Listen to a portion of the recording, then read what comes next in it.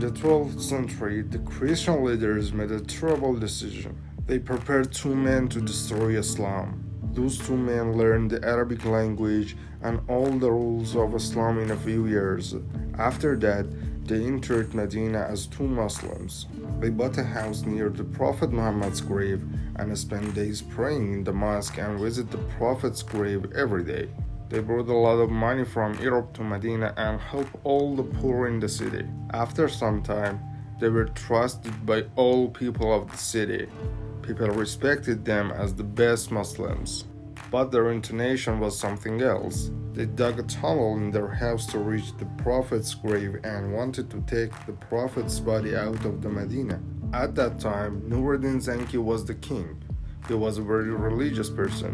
One night, the king saw in a dream that the Prophet told him, "Save me from the hands of these two men who have blonde hair." The king had this dream 3 times that night. The third time he woke up and said, "It's not time to sleep anymore," and called his minister Jamaluddin Musali. "What do you think about this dream?"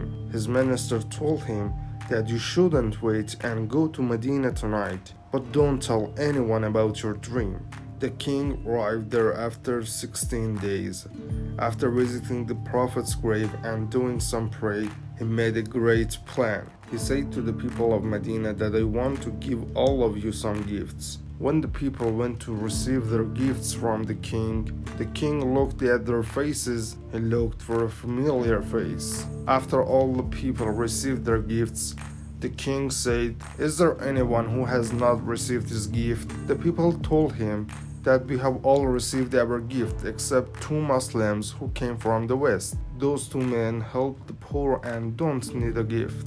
The king ordered, "Bring them to me." When they reached the king was shocked to see them because they were exactly who he had seen in his dream. He told them, "Where is your house?"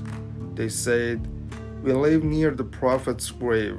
The people were upset by the king's suspicion of those 2 men and told him, "These 2 Muslims are one of the best people in the city, and until today they have done nothing but helping others and worship." But the king trusted his dream and went to their house. When he entered the house, he found a tunnel there. When they saw the king understood, they confessed that they were Christians and they wanted to take the body of the Prophet from the Medina. The king asked them, "But your tunnel has almost reached to the Prophet's grave. Why haven't you finished the work?" They said, "We reached the grave last night and wanted to finish the work, but there was a strong thunderstorm and we felt that the tunnel might be damaged. So we quickly left there and we were going to finish the work tonight. But today we found out that you came to Medina." After hearing the confessions of the 2 men, the king ordered to execute them both. Is God not enough for all religions? Religions help us to become a better person. If we are going to harm others because of religion, then we have not understood religion at all.